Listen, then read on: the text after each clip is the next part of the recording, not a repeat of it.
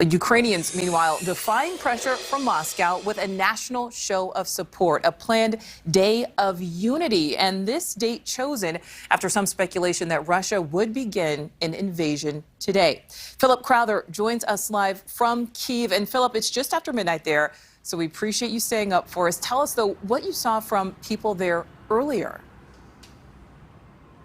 Well, look, we've been able to say this for the last few weeks, actually, that the Ukrainian capital, again, has been calm, despite all of these warnings of what could be an imminent invasion by Russia. You saw just earlier pictures of the Ukrainian president, Volodymyr Zelensky. It was his idea to create this day of unity in a direct reaction to those warnings from some experts and Western officials that the most likely day for a Russian invasion would actually be today, or rather yesterday, a few minutes ago, Wednesday of this week, local time. That, of course, has not happened. The day has now come to an end. There has not been a significant Russian military maneuver toward or into Ukraine. So here's what Ukrainians were called to do: to bring out their blue and yellow flags, to sing the national anthem in unison. And we did see some people out with their flags today here in the Ukrainian capital. A 200-meter long one was displayed in the Olympic Stadium here in central Kyiv as well. All of this was meant to look like a show of defiance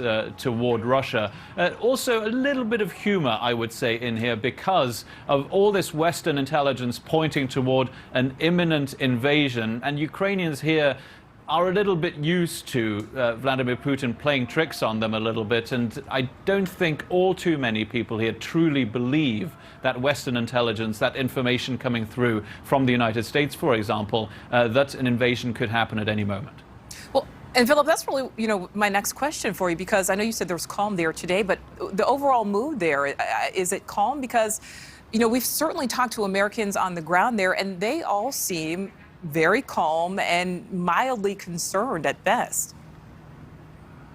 Yeah, I think that's the truth, essentially. There's a lot of stoicism here as well. These are people who are used to living awfully close to Vladimir Putin. He has brought Russian troops close to the Ukrainian border in the past and has ended up not doing much. Of course, that didn't happen in 2014. That's when Russia annexed Crimea and Russian-backed separatists took over a part of the country in the east. This is a country that has actually been at war with Russian-backed separatists for 8 years now. So in a sense, Ukrainians are used to this kind of tension. They have become a little bit calm when faced with all of these warnings of a possible imminent attack. But they are looking towards those borders that Ukraine has, not just with Russia, but also with Belarus. That border is only 75 kilometers away from here toward the north. And there are a very large amount of Russian troops there too. There are joint military exercises between Russia and Belarus going on there right now. The possibilities for a Russian invasion, as US officials do keep on telling us,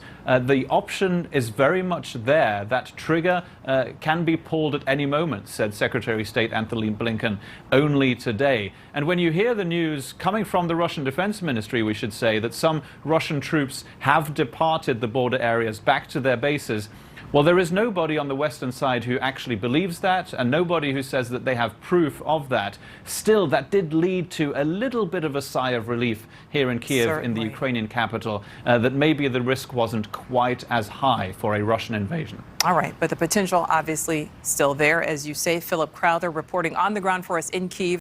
We appreciate it. Thank you. Thank you for watching. Click the red subscribe button below so you can get more of NewsNation's fact-driven, unbiased coverage.